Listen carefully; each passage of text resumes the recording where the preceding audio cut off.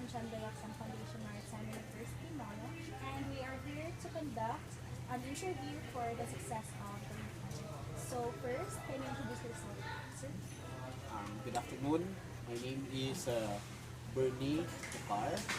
I am the in-house tour guide, at the same time the sales and marketing executive of Garin Farm.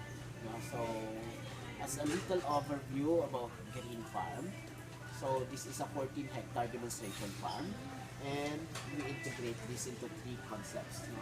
We have the agriculture, the leisure, and the privilege. So that's the three areas na pwede malagawan here at Garin Farm. So agriculture, that includes the plants and animals. Of course, we have our latest technologies from the Department of Agriculture, the our own innovations, mismo innovation of our boss, Tuka Garin, and mga paano magsagod sa mga animals for livelihood purposes. So, may ara man kami dira sa vermiculture, that's organic fertilizer. We're using the African night crawlers. We also have poultry houses, and more or less sa isang adlaw, we produce more or less 12,000 eggs a day. And ang amon nga market is diri lang sa first district. Diri lang sa first district. And we also have goats, where we produce goat's milk. Pina-pasteurize naman siya. Ready to drink na. So, pinabata na for 330 ml. Then, pinabaligya as fresh milk na. Aside from that, we also have our products na ginauglaman mismo naman dito sa Garin Farm. The organic products is like the Garin Farm coconut sugar. Organic coconut sugar. So, bali, kakolek kami sa tuba, sa niyog dire every 4 hours. Mas ito ang gabi, pang-panuba ng manangkite. And because we collect the coconut tuba every 4 hours para ma-fresh siya. So, kay ang coconut tuba, if ibabayaan mo siya, after 5 hours, nag-ferment na siya. So, kung mag-ferment na siya, ang iya nga sugar content nag-convert into alcohol. That is why some people nagkakahubog sila kung mag-inom sila sa tuba na agahan man or hapunan kay sobra na siya 5 hours. Pero diriya, every 4 hours kami nagka-collect para priska na siya. And amo na siya makaubras ang sugar. And we produce 1 kilo of coconut sugar out of 7 liters of coconut tuba. So, aside from coconut sugar, we also produce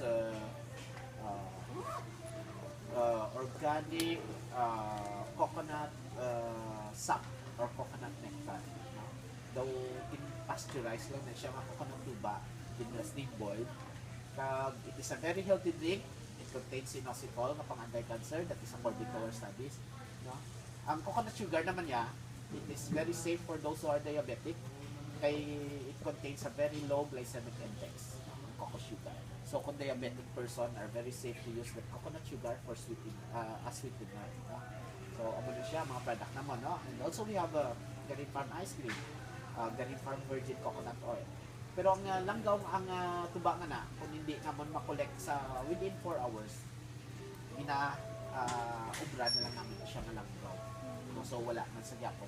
Because here at Garin Farm, we always promote, pag nag-observe kami sa ginatawag naman ng zero waste management. So, wala kami dapat sang waste. Or even may ara naman nga waste, pero minimal, very minimal. One of that example is pagsulod nyo pala sa Garin Farm. Kung makita nyo dito ang fence naman, our fences are made of scrap materials, mga tutupad na tubo, kag napag-multi building. So, it's became a fence na. May mini urban farming kami, very ideal para sa syudad.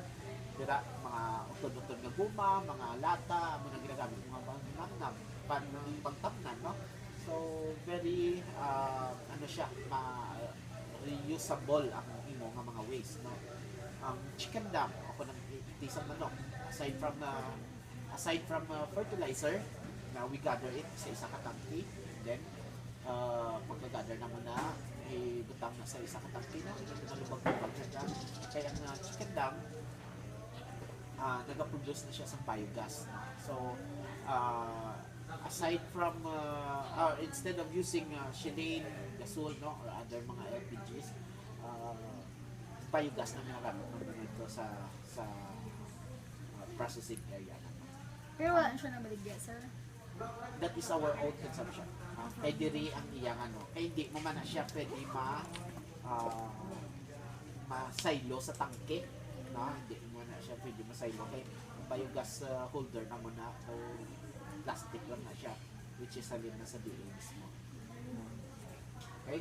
So amo na siya ang ano, sa agricultural area na mo, no, may mga kanding, no, may mga ano, may mga manok, may amo na siya ng mga animals na pwede for livelihood, no, and those who are agricultural enthusiasts and very willing to learn some livelihood programs, no, with regards sa mga manok before sa kanding, and we are very willing to share with tao, no, and that's the very purpose of our boss na agricultural na sini ang galing farm, no, and nga may agricultural area, although unagid, no, so syempre that's the kumbaga according sa iyaya people, no, should learn how to let them survive, no, pagi sa pagpaninguhan nila, no. So sa isa pa gid na, no, may bahay kubo area mo dira sa 1,000 square meter piece of land. Tapos if you are just a family of 6 lang, mabuhi na mo, may damo-damo na mga tanong na. Kaya ang bahay kubo area naman, ang tanong niya na-mention sa kanta nga bahay kubo, no, na ana siya kasunod. So aside sina nga may pangadlaw-adlaw sila nga pwede nila magamit sa ilang nga pagpangabuhi, in excess ang ilang nga consumption, pwede pa nila mabaligya, no, for next time, no, magmamakal nila sa iba nila sa panginanglanan sa balay nila, no. So after the agricultural area, kumbaga kung nag-succeed ka sa pagpanimuha mo, no, sa agriculture, so it's time to give leisure sa imo kaugalingon, no. So we have this leisure area naman. We have the zipline, though time mga lingaw-lingaw, though kumbaga though anong man premyo mo man sa kaugalingon mo, no, na syempre nangabuhi ka, nag-successful ka, no, ang nangabuhi ka, nag-successful ka, so tagaan naman sa reward ang imong kaugalingon, no. So we have this leisure area, the zipline, the boating area, no, may horseback riding area dira na siya, ang swimming pool, no, and of course Ano nga season, sir, ng damo? summer kag Holy Week, no, and then of course ang vacation from December, no, almost every day. Pero diri sa farm so far wala pa man kami nga wala rin binutad to. Sir, ano mga achievements gid sa Garin Farm? Well, with regards sa achievements sa Garin Farm, damo kay para sa amon we're very educational mo, no. Ano pinagid ka top gid niya achievement na na-achieve? Well, may mga bala ano ba na sa may mga harap isa nga may mga grupo lang nga gahatag awards, no, mga gahatag awards, pero so far wala man naman na wala man namin din kuwan din nila, no, na mabaton din namon ang award kay makita niyo sila nga happy, sir, okay. Oo. Ang isa sina is gina-picture mo kami sa sa mga national TV, no? Sa national TV na picture mo kami. And ang pinaka-purpose ni is hindi ginegosyo mo, no? For livelihood. Hindi mo gin sini nga because other people are very willing to very eager to see what is Garin Farm. And to tell you, this is 7 years in the making before ginopen sa public. They started 2005, mga 2005. And then, nag-open kami 2012. And wala ni siya, ang boss naman, wala ni siya sa isa ka papel nga gin-drawing o kung gin-state nga amo ning mga initsura sa Garin Farm before i-open sa public. So, it started mga 2005, pero everyday sina, nagakadto lang siya dire. Pag kung ano makita niya, pabutangan sa kanya sina. Kung hindi mayo sa panulok niya naman pagka bakbakon naman na ang so amo na siya, amo na nga 7 years ginubra before ginopen sa public, hindi damo man nga bakbakan ay damo man gid pangobra nga structure, tapos kung hindi mayo sa mga itsura sa bakbakon man do mo na. So tapos wala ni siya hindi naman ang pilgrimage area. Amo na yung tatlo ka area, no? Agriculture, leisure, and pilgrimage. So may pangabuyan, may panglingaw-lingawan, may pang spiritual man nga, no? Kaya tikon puruhon mo lang ni karon for leisure, those who are na gusto lang sa mga maglingaw-lingaw, amo lang makanto na diri. So kung puro lang agriculture, those who are agricultural enthusiasts, sila lang ang makanto diri. Tingin mo tangan man sa pang spiritual kay those may ara man mga tao nga somehow hindi magin sila perfect but they try to be perfect. Daw mga devoto sa mga sa palasin niya mo dili Divine Mercy. Malibag wala na sa Hindi, pag open sa Garin Farm Arena na siya, tatlo kayo yan. Pero ang subong ang mag-una mo nila, mayara kami ng dark meditation tunnel, no? Pero ining pilgrimage area naman that is 480 steps. Pero every 30 or 40 steps, may mga flat area siya wherein there is a scenario nga nag-depict or portray sa major events sa life of Jesus, no? bali may purpose ang by steps dito, sir. Ang mga flat areas, no? It's just like resting. Kuno abi nagatanaw-tanaw ka lang sa mga scenario, pero actually ang tuyo mo gid is pahuwayan, no? Pahuway-huway. And parang hindi na makapoy. And then but before sinasang stairs na we have the creation ng part, we have Adam and Eve, Noah's Ark, and Moses with the Ten Commandments. So dira sa creation pala na, that is before Jesus. And then the existing of Christ na, we have the nativity or the birth of Christ, the baptism of Christ, the Palm Sunday, the Last Supper, the agony in the garden, the scourging at the pillar, the crucifixion, resurrection, ascension. So that's the 9 major events. And then may Divine Mercy Shrine na dito. Pero ang bago na mo na subong, ang ginugla dark meditation tunnel, no? Ang dark meditation tunnel, ginugla na siya tungod sa mga nabasahan sa boss namon na it is a instance ko no sa kabuhi sa isang katao nga ang mga testimony nila lang they, according to them, they undergone death, namatay sila. So pag napatay ko na sila, nag-agi ko ng kalag nila sa pinakadulong na part, no? So amo man na pagsulod mo, dulog-dulog mo na, no? Pag and then but there's a light after that dark part, no? May nag-aninag na suga. So amo man ang ginasunod dira, may gaaninag na light alin na siya sa Divine Mercy na shrine. So dira pwede ka pangamuyo, pwede ka meditate, no? Tapos ang exit area niya pakadto naman na siya sa Stairway to Heaven, no? Ang Stairway to Heaven, may naga-welcome na siya sa mga angels, no? Stairway to Heaven na siya. Puro na siya puti, nagalakat ka lang sa panganod. And we have there the Island in the Sky. Ang Island in the Sky, puro gina siya angel dira, no?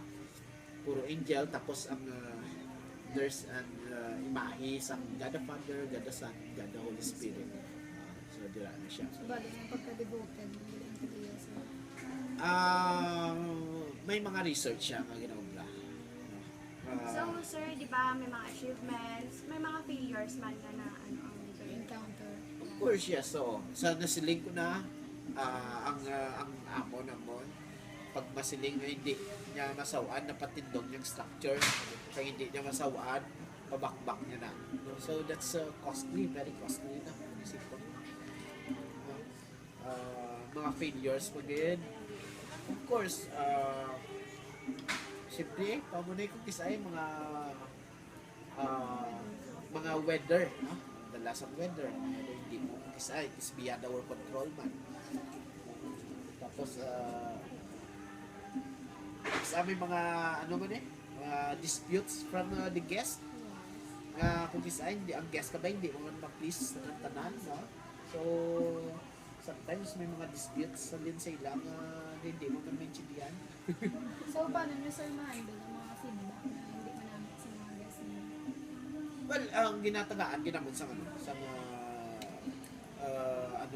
we're trying to explain, no? Kasi siyempre, ay mga ara man yung bagay kung kisa gani nga maubra na to nga, it is beyond our capacity. Kag may ara man kita nga nga mga rules and regulation diri sa aton sa amon sa establishment namon.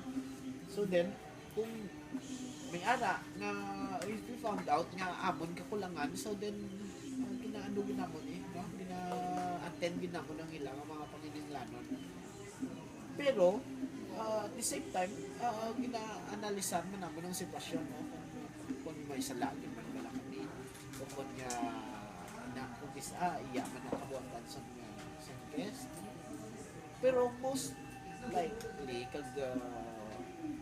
pero migid, no? Usually, although may sala ang guest sa mo ng mga instance ng kisa, gina-attender ng yapon na mo na, kaya simple din sa among jurisdiction. Amo na kung masinayin sila nga customer is always right.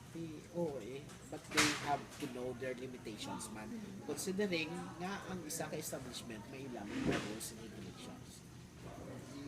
And we're doing it in a nice way. Somehow, sarcastically.